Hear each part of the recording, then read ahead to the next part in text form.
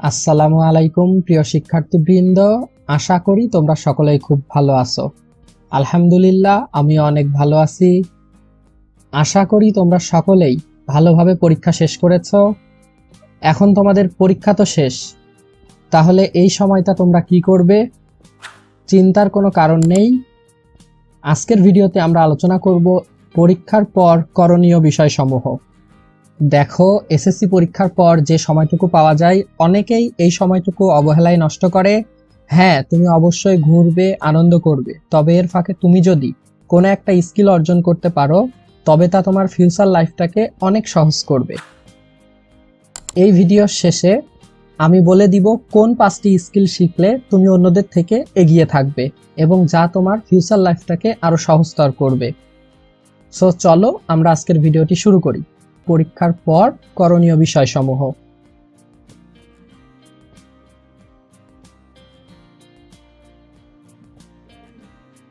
দেখতে পাচ্ছ এখানে পরীক্ষা শেষ, এখন কি করব?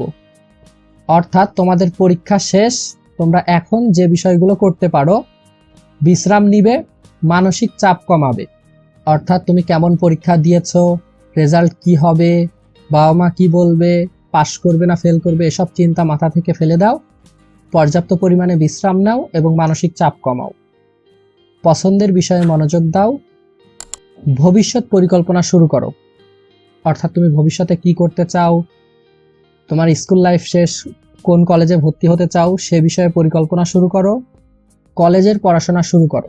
কলেজের পড়াশোনা কিন্তু অনেক কঠিন, সেজন্য এই সময়টুকুকে কাজে লাগিয়ে কলেজের পড়াশোনা তোমরা আগিয়ে রাখতে পারো। এরপর ফলাফল আসার আগ পর্যন্ত করণীয়।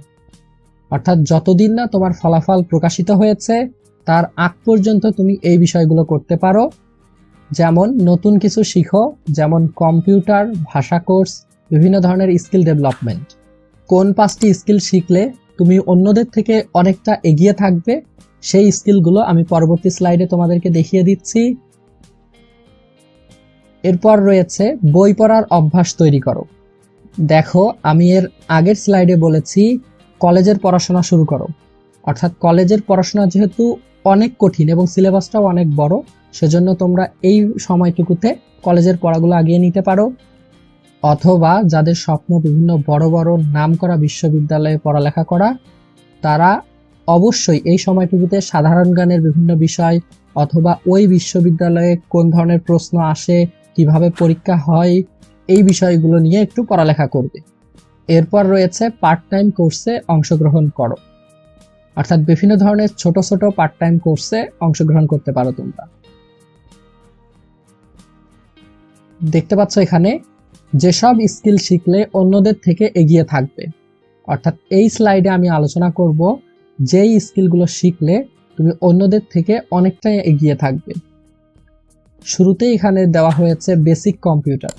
তোমাদের মধ্যে অনেকেই রয়েছে যারা ফোন টেপায় একদম ওস্তাদ, কিন্তু কম্পিউটারের কিছুই সে জানে না। অর্থাৎ কিভাবে কম্পিউটার অন করতে হয়, কিভাবে লেখালেখি করতে হয়, অনেকেই এর কোনোটাই জানে না। এজন্য তোমরা অবশ্যই বেসিক কম্পিউটার শিখবে। এরপর এমএস ওয়ার্ড টাইপিং শিখতে পারো, পাওয়ার পয়েন্ট প্রেজেন্টেশন শিখতে পারো এবং এক্সেলে হিসাব শিখতে পারো।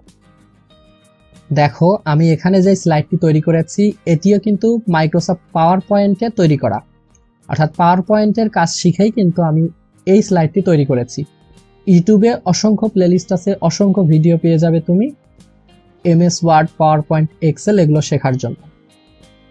কাজেই এই সময়টুকুকে কাজে লাগিয়ে basic computer, MS Word typing, PowerPoint presentation তৈরি, এক্সেল হিসাব, যে কোনো একটি স্কিল তুমি অর্জন করো। শেষ কথা, আজকের প্রস্তুতি আগামীকালের সাফল্য। নিজেকে তৈরি করো আগামীর জন্য। আজকে যেই প্রস্তুতি নিবে আগামীকালের সাফল্য পাবে। নিজেকে তৈরি করতে হবে আগামীর জন্য। কেননা তোমরা তো জানোই আজকাল অনেক শিক্ষিত মানুষই বেকার। তাই যে কোনো একটি বিষয়ে দক্ষতা অর্জন করো যেগুলো তোমার ফিউচারে কাজে আসবে। আশা করি আমি তোমাদেরকে সঠিক গাইডলাইন দিতে পেরেছি। তোমাদের কাছে রিকোয়েস্ট, এই 2 মাস বা 3 মাস সময়টুকু নষ্ট না করে হয় তুমি কলেজের পড়াশোনা এগিয়ে রাখো, না হয় বিভিন্ন বিশ্ববিদ্যালয়ের প্রশ্ন প্যাটার্ন বা সাধারণ জ্ঞান এই বিষয়গুলো চর্চা করো, অথবা computer related typing, Microsoft PowerPoint, Excel, হিসাব, বেসিক কম্পিউটার এই স্কিলগুলো অর্জন করো। তাহলে দেখবে তোমার ফিউচার লাইফটা অনেক সহজ হয়ে গিয়েছে। আশা করি ভিডিওটি তোমাদের উপকারে আসবে। আজকের মতো এই পর্যন্তই, দেখা হবে নতুন কোনো ভিডিওতে। তুমি যদি আমার চ্যানেলে নতুন হয়ে থাকো এবং সকল ভিডিও সবার আগে পেতে চাও, তাহলে অবশ্যই চ্যানেলটিকে সাবস্ক্রাইব করবে। সকলে ভালো থাকবে, সুস্থ থাকবে। আসসালামু আলাইকুম।